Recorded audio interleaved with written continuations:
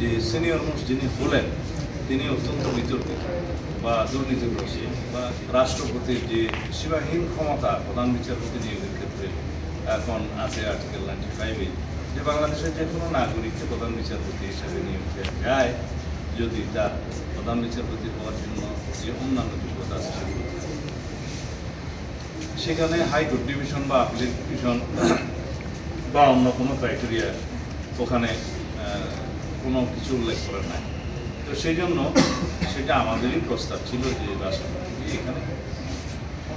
Chief justice নিয়োগের ক্ষেত্রে যেহেতু তিনি স্বাধীন সাংবিধানিকভাবে সেই ক্ষেত্রে চিফ জাস্টিস নিয়োগের ক্ষেত্রে আপিল বিভাগের বিচারপতিদের মধ্য থেকে নিয়োগের জন্য আমরা বাধ্যবাধকতা রাখি এবং আপিল বিভাগে আমাদের দলীয় অবস্থান ছিল জ্যেষ্ঠতম 3 জনের মধ্য থেকে যেন করা হয়। পরে হাউজে আলোচনার পরে আমরা একটা জায়গায় ছিল যে সিনিয়র মোস্ট 2 জনের মধ্য থেকে যেন রাষ্ট্রপতি চিফ জাস্টিস নিয়োগ করেন। তো সেই ক্ষেত্রে কোনো দল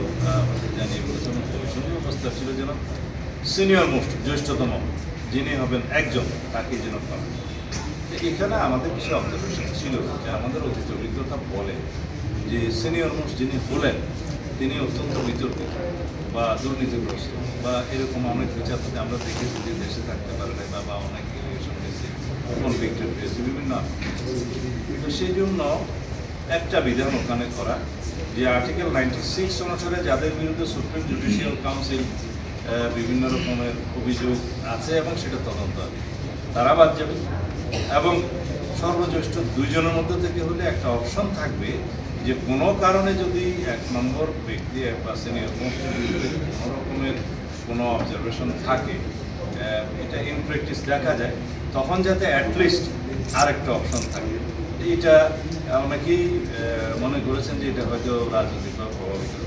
কিন্তু এখানে যেহেতু রাষ্ট্রপতি নিয়োগের ক্ষেত্রে বা ইলেক্টেড হওয়ার ক্ষেত্রে আমাদের একটা প্রস্তাব আছে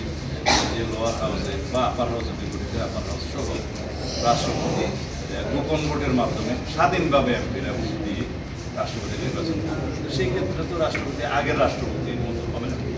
সেই বিবেচনায় আমরা এটা রাষ্ট্রপতি থাকা উচিত।